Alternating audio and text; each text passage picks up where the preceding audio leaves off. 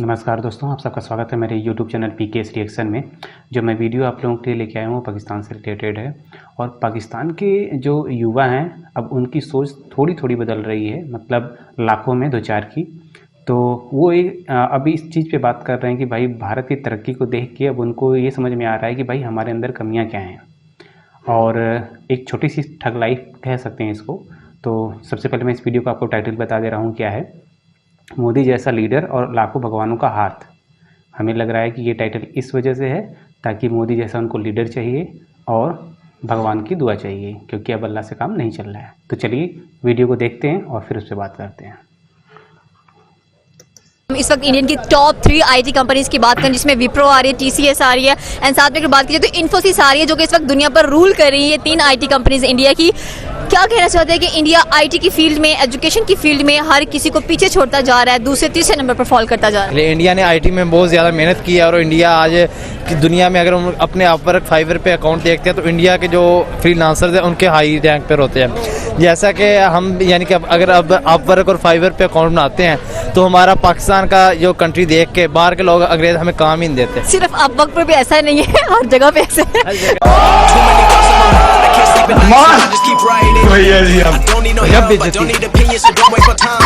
वीजे में देख लो पाकिस्तानी भाग जाते हैं हमें देख के। पता नहीं क्या वजूहत है कि वो हम पे ट्रस्ट नहीं करते हैं, बिलीव नहीं करते हैं। अगर इंडियन कंपनीज की बात की जाए, इस वक्त इन्फोसिस की बात की जाए, विप्रो की बात की जाए, टीसीएस की बात की जाए, तो they were the leading companies of India, including IT की कंपनीज हैं। हम कहां पर जा रहे हैं, हमारी किसी कंपनी का नाम नहीं आता है और हम कर क्या रहे हैं। हमारे जो पीएम है वो जाके जो ट्वीट करते हैं, जी पाकिस्तान में आटे की बोरियां पहुंचा दो गरीबों के घरों में, और मोदी के ट्वीट कर रहे होते हैं कि हमने मिसाइल लॉन्च किया, हमने ये किया है। तो हमें शर्म नहीं आती ऐसी ट्वीट्स करते हुए भी? शर्म तो बिल्कुल आनी चाहिए। कि आप कह रही थी कि हम पे ट्रस्ट क्यों नहीं किया जाता, तो उसकी मेन वजह ये है कि अगर पाकिस्तानी जो ये हैं फ्रीलांसर्स हैं, इनको एक गवर्नमेंट के ज़रिए काम लिया जाए बाहर के मुल्कों से और एक गवर्नमेंट के ज़रिए इनको आगे काम भेजा जाए, तो अगर कोई भागता भी है तो गवर्नमेंट उसको पकड़े और उसको सजा दे, तो इससे ट्रस्ट वापस आ सकता है। अब हर बंदे ने अपना अकाउंट बनाया है, हर बंदा इंडिपेंडेंट है, जिसको पता है अगर मैं कुछ गलत भी करूँगा तो बाहर वाले का मेरा अपना ही नुकसान है। मेरा मुल्क या मेरे मुल्क के लोग मुझे कुछ नहीं कहेंगे। वो इस वजह से वो लोग यहाँ पे फ्रॉड भी करते हैं और करप्शन भी हो रही है। वो काम ले लेते हैं, पैसे ले लेते हैं एडवांस, और काम उनका अच्छा नहीं करते, जिसकी वजह से हम अपना नुकसान खुद ही कर रहे हैं। नहीं, ये मजाक हो रहा है। एक सेकंड यार। अगर मैं बात करूं अपने किताबों की, अपने निसाब की, तो उसमें हमें इंडिया के बारे में क्या पढ़ाया जाता है?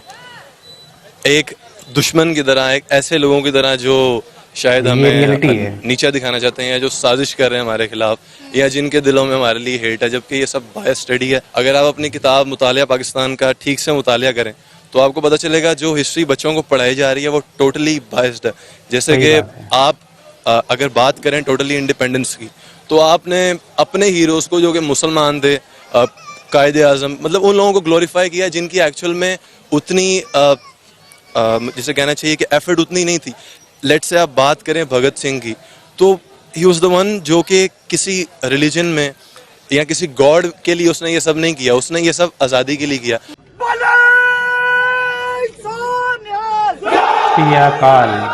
आज आपके बच्चों को नाम भी नहीं पता भगत सिंह का कौन है। इनफैक्ट जो इंडियन मुस्लिम्स थे, जो मतलब जिनको वो लोग प्रेस कर रहे हैं, आपकी किताबों में उनका जिक्र ही नहीं है। आप अपने हीरोज को ग्लोरीफाई कर रहे हैं। आप लोग अपनी किताबों में बता रहे हैं कि हमने इंडिया को मुंह तोड़ जवाब दिया, जबकि दुनिया की तारीख में ये बात वाज़ेह है कि आप इंडिया के खिलाफ जितनी भी जंगें शुरू की आपने की, और फिर आपने यूएसए से आपने रब्ता किया कि हमें ये जंग रुकवाएं। इनफैक्ट मतलब आप कुछ भी नहीं है, लेकिन आपकी बातें अरूज पर हैं कि आप पता नहीं किस कमाल, किस कदर एक नेक्स्ट लेवल कंट्री है, जबकि आई थिंक ये सब चेंज होना चाहिए। क्या वजह है हम अपनी किताबों में, अपने निसाब में अपने बच्चों को ये झूठी बातें क्यों पढ़ा रहे हैं? जैसे आपने भी खुद अपने मुंह से बताया कि कितनी जंगें हमने शुरू की और कितनी जंगें हम हारे, उसके बावजूद भी हम अपनी किताबों में बताते हैं कि जी इंडिया ने हर जंग शुरू की और हम हर जंग जीते। वो इसलिए कि आप देखें कि हमारे ज़्यादातर लोग, उनको इंटरेस्ट नहीं है नॉलेज की तरफ जाने का। They don't like to search by themselves. उनको जो बताया जाता है उनके लिए वही सच है। तो आप अपनी स्टेट की बात करें, आपकी आर्मी आपको कंट्रोल करती है। आप लोग कहते हैं कि हम एक डेमोक्रेटिक स्टेट हैं, पर इनफैक्ट आप लोग दरअसल गुलाम हैं, मारो हमको जिंदा मत छोड़ो सालो। अपनी ज़हनी गुलाम है आप लोग। एकदम आपकी fact बोल फौज रहा है आपके बंदा। ऊपर रूल कर रही है, वो आपको कभी भी उन हकाइक को जानने नहीं देगी, जिससे आप ये रियलाइज करेंगे कि आप लोग दरअसल अपनी राय के भी मालिक नहीं हैं, आप लोग गुलाम हैं। वो इसलिए क्योंकि इंडिया बात करता है आज के दौर में कि हम अपनी प्रोग्रेस कैसे कर सकते हैं, उसके लिए चाहे हमें यूएसए से हाथ मिलाना पड़े, कंट्री में आप लोग रिलीजन के नाम पे डिवाइड एंड रूल कर रहे हैं। इंडिया के खिलाफ आप ट्रेड बंद करते हैं, इंडिया को आप जो वो रिस्पेक्ट डिजर्व करते हैं वो देते नहीं है। जबकि आप देखें तो हमारी हिस्ट्री साथ है सब कॉन्टिनेंट में, हम लोगों ने हज़ारों साल गुजारे हैं, तो ये बात कभी भी दुरुस्त नहीं थी कि हम लोग एक साथ रह नहीं सकते थे। ये जो हमें सेपरेट किया गया, आई थिंक इसकी ज़रूरत नहीं थी। अब क्योंकि हम सेपरेट हो चुके हैं तो आप लोग अपने हीरोज़ को ग्लोरीफाई करते हैं ताकि आप इस आइडियोलॉजी को मेंटेन रख सकें। किस के लोग हैं आप? एकदम किस सही किस्म बोला की बंदे सोच ने। है आप लोग? इंडिया की अगर हम लोग बात करें ना, वो लोग स्कूलिंग के प्राइमरी स्कूल के बच्चों को कोडिंग सिखा रहे हैं, डेटाबेस सिखा रहे हैं, उनके मेजर्स में है, ये उनके सब्जेक्ट्स के अंदर है, उनको पढ़ाया जा रहा है, स्कूल्स के अंदर बताया जा रहा है। हम लोगों ने मैंने अपने बैचलर्स में कंप्यूटर की डेफिनेशन पढ़ी है कि कंप्यूटर किसको कहते हैं, ठीक है, कंप्यूटर कैसे बना, कैलकुलेटर क्या था, ठीक है, कीबोर्ड क्या होता है, मॉनिटर क्या होता है, ये चीजें हमें पता है, हमें पढ़ाई जा रही है। गजब बेइज्जती है। आप खुद सोचिए कि हमारी मेंटालिटी क्या है, हम लोग अपग्रेड नहीं कर रहे अपने सिलेबस को, स्पेशली आईटी दुनिया। अब जो है आने वाली जो दुनिया है वो आईटी की दुनिया है, वी ऑल नो। जो आप खुद देखते हैं ना कि जो वक्त के साथ नहीं बदलता, वक्त उसको बदल देता है। मस्त जोक। आईटी पे वर्क कितना हो रहा है पाकिस्तान में, पहले ये बताएं मुझे। नहीं हो रहा, हम स्टूडेंट्स को सिर्फ और सिर्फ थ्योरेटिकल वर्क करवा रहे हैं, प्रैक्टिकल नहीं करवा रहे। तो अगर वर्क हो ही नहीं रहा तो कैसे आईटी हमारी इम्प्रूव कर सकती है? इंडिया अगर आप कंपेयर करें इंडिया के साथ, तो इंडिया पे आप देखें कितना काम हो रहा है आईटी पे।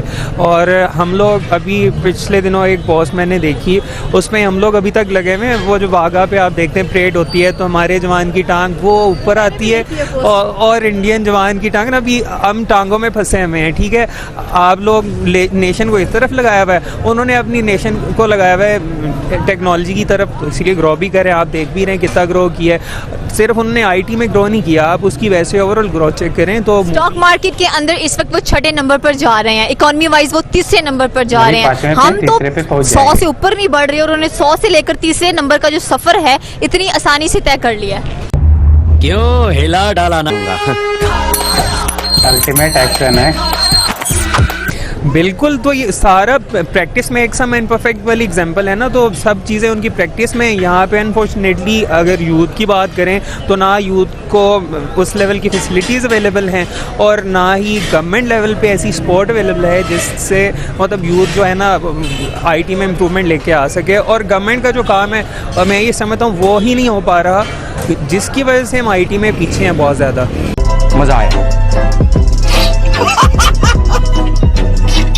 तो बहुत ज़्यादा ज़रूरत है, मतलब आईटी जो जिस दौर में हम लोग एंटर हो गए हमें, तो पाकिस्तान को अगर ग्रो करना है तो हमें आईटी को आगे लेके आना पड़ेगा।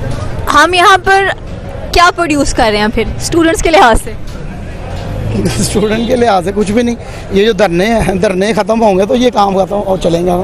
धरने ही हमारे नहीं ख़त्म हो रहे, हम इन चक्करों में पड़े हुए हैं। आगे स्वाद। तो यहाँ पे दोस्तों वीडियो ख़त्म हुआ। आज की वीडियो में कुछ जो युवा थे वो कुछ मतलब एक लॉजिकल बात किए हैं।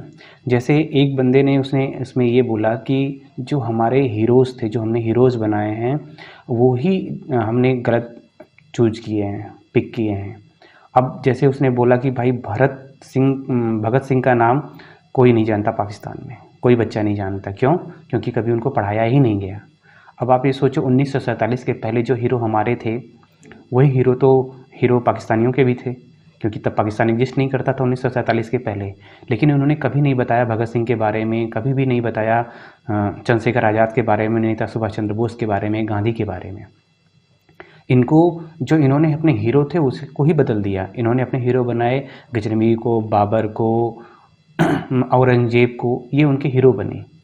अब जब ऐसे लोगों को हीरो बनाओगे, अच्छा ये हीरो क्यों बनाया गया, उस बंदे ने ये भी लॉजिकल बात बताई कि जो 2 नेशन थ्योरी थी वही गलत थी। मतलब पाकिस्तान को कभी अलग करना ही नहीं था हिंदुस्तान से, और इन्होंने जो अलग किया उस बात को साबित करने के लिए इन्होंने अपने हीरो बदले।